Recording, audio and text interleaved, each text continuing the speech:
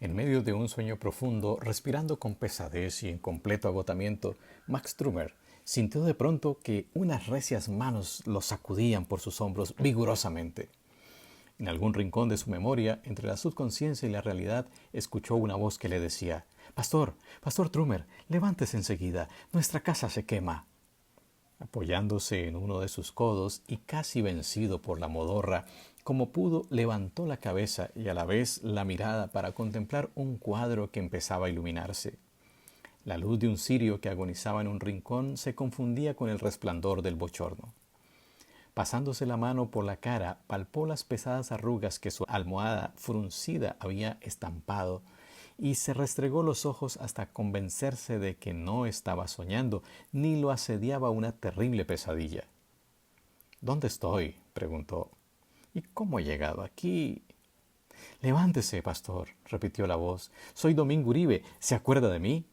Y sin esperar respuesta añadió: «Apúrese, porque nuestra casa se quema». Bien despierto ahora y con la mente despejada, saltó de la cama y preguntó: «¿En qué puedo ayudarle?». Esta era su primera visita a La Bricha, región encumbrada entre las montañas de Colombia. Ahora sabía dónde estaba.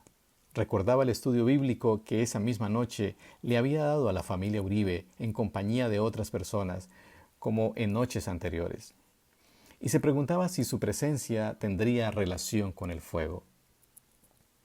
«No sabemos qué puede hacerse», repuso Domingo con pavor.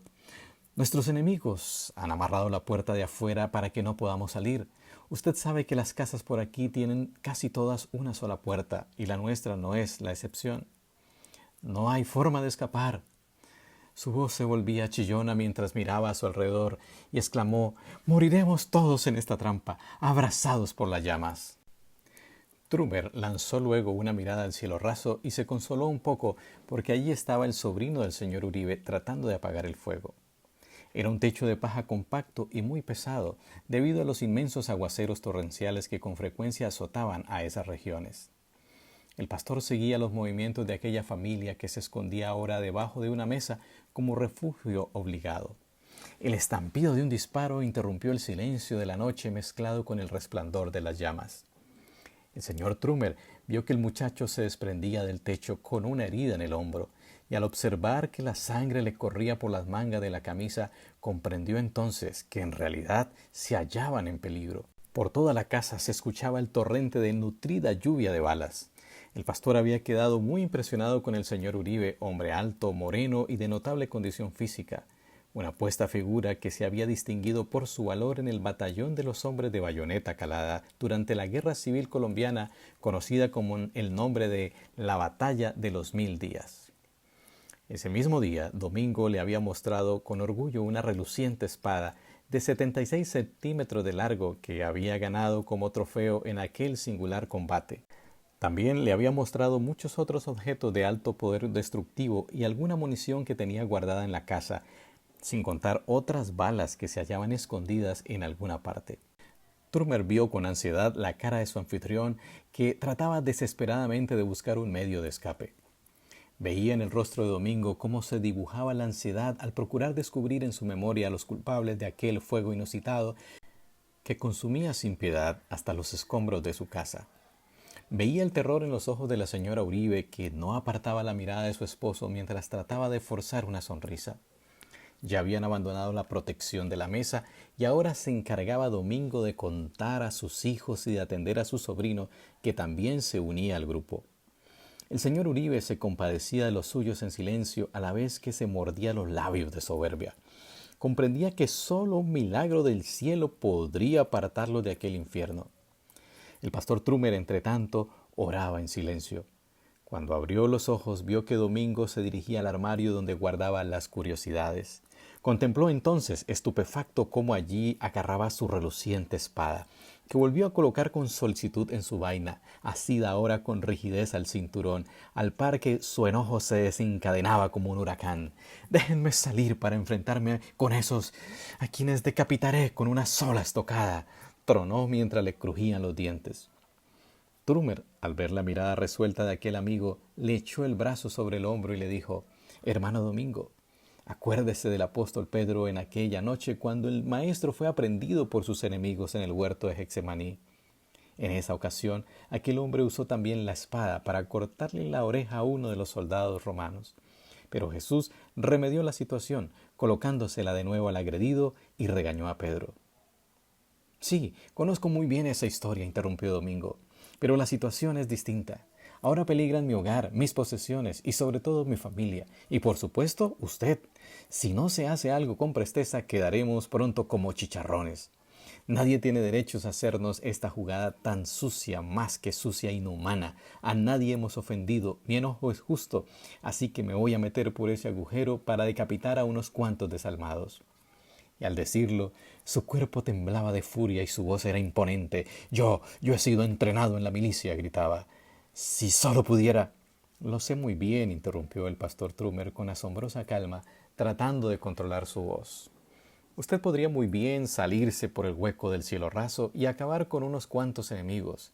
Pero, hermano Domingo, anoche durante el estudio bíblico usted hizo la resolución de seguir adelante en la carrera cristiana, en la nueva fe que ha conocido.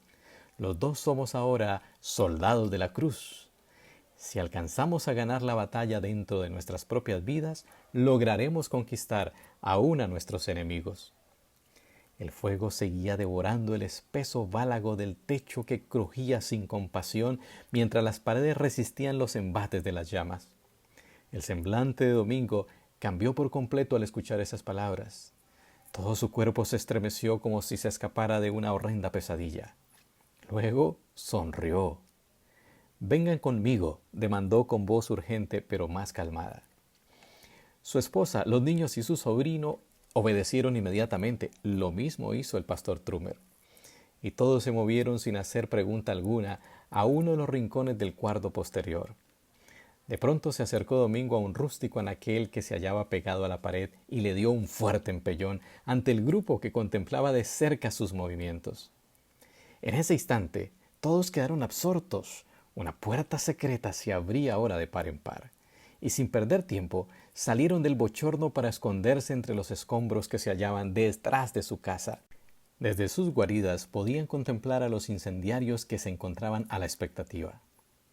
«Esa puerta secreta», comentó en leve susurro la señora Uribe, «ni yo misma la conocía. ¿Cómo no nos sacaste por ella, Domingo, apenas comenzó el fuego?» «Si quieren saber la verdad», suspiró Domingo, «se me había olvidado por completo que esa puerta existía hasta el momento cuando el pastor Trumer me hizo entender que como cristiano no debería luchar con mis enemigos para acabarlos. Fue entonces cuando me acordé de esa salida». Desde el refugio contemplaban de cerca a los bandidos que se proponían ahora echarle fuego a la cisterna. De repente se escuchó una estruendosa explosión que hizo retroceder a los incendiarios que huían despavoridos. «¡Ay, Dios mío!», gritó uno de ellos. «Domingo Uribe va a acabar con nosotros». «Está bien armado y dispara como maniático», comentó otro en medio de su espanto. Los estallidos estrepitosos continuaban saliendo de la casa. Ya no habían muchos enemigos alrededor, aunque unos cuantos se habían quedado a una distancia considerable para presenciar el desenlace de aquella odisea. «Nosotros sí que somos brutos», explicó un tercero. «Olvidamos por completo que ese hombre nos podría matar como animales. Él es soldado de profesión, un oficial del ejército. ¿Recuerdan?» «Silencio», propuso uno de los más cobardes. «Y cállense de una vez por todas, porque todavía no estamos fuera de peligro. Les apuesto que tiene armas de largo metraje. Mejor es que nos alejemos». Y mientras los enemigos se dispersaban en la oscuridad, las detonaciones seguían estallando con más insistencia.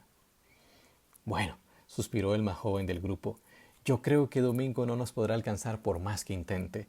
Estamos a buena distancia del peligro. Dejémosle que gaste pólvora en gallinazos hasta que se le acaben las balas». Mientras tanto, el grupo se hallaba escondido entre los escombros y malezas, pasmado de asombro al presenciar aquel extraño fenómeno que se desarrollaba ante sus ojos. Todos les daban gracias a Dios por la forma tan maravillosa como los estaba librando de aquel horno ardiente, pero temían que sus enemigos estuvieran todavía acechándolos para matarlos. «¿Sabe usted lo que está sucediendo dentro de su casa?», preguntó con disimulo el pastor Trumer, aunque sin poder ocultar su sorpresa porque sus ojos, aún en medio de la oscuridad, trataban de desprenderse de sus órbitas. «Es un milagro», exclamó Domingo, «un milagro de Dios». «¿A qué te refieres?», inquirió con sorpresa la señora Uribe. «¿Quieres decir que Dios está allá adentro disparándole a los enemigos para asustarlos o tal vez para acabar con unos cuantos?» «No seas tonta, mujer», repuso Domingo con sorna. «Lo que quiero decir es que Dios usó muy bien las municiones que yo tenía escondidas en las paredes y en el techo. Esa idea se me vino a la mente cuando salí del ejército, no porque pensaba en el ataque, sino para evitar que los niños jugaran con las balas». «Para decirle la verdad», admitió Trumer con voz entrecortada, «yo también creía que adentro alguien estaba disparando como loco». «Lo que pasa es que cuando coloqué estas balas y municiones en el techo y las paredes», confesó el padre, «las distribuí de tal forma que no quedara nada junto». Mientras hacía esa declaración, lo ahogaba la risa, si bien controlada. Así fue que, cuando los enemigos escucharon los disparos, pensaron enseguida que el valiente guerrero Domingo Uribe se había armado para combatir con ellos en batalla abierta, y como seguían las detonaciones, huyeron despavoridos. Ahora parecía que Domingo fuera a gritar, pero se controló.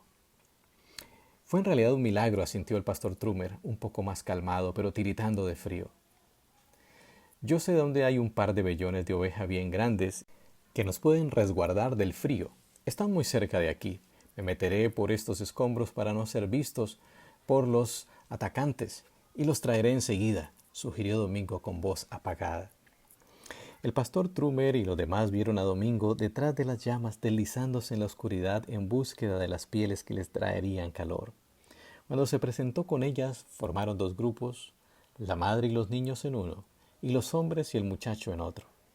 Así pudieron defenderse de la helada durante las horas más inclementes de la noche, cuando parecía como que el cielo mismo destilaba un hálito frío que calaba hasta los huesos. Pero durante las horas largas de la madrugada, el señor Trumer no pudo pegar los ojos. «Si yo no hubiera venido a este lugar», comentaba para sus adentros, «no le hubiera sucedido a esta familia tan terrible catástrofe. Pero, ¿qué otra cosa podía hacer? Tenía que venir, sí, tenía que venir a este lugar». Mientras Trumer se enroscaba en la oscuridad con su porción de una manta que cubría a 3 personas, su memoria se remontó a su hogar en Bucaramanga, donde vivía con su familia. Allí estaban sus 2 hijos, Sarita y Máximo, que cautivaban su interés. Y mientras pensaba en ellos, sintió de repente una oleada de calor que estimuló su memoria.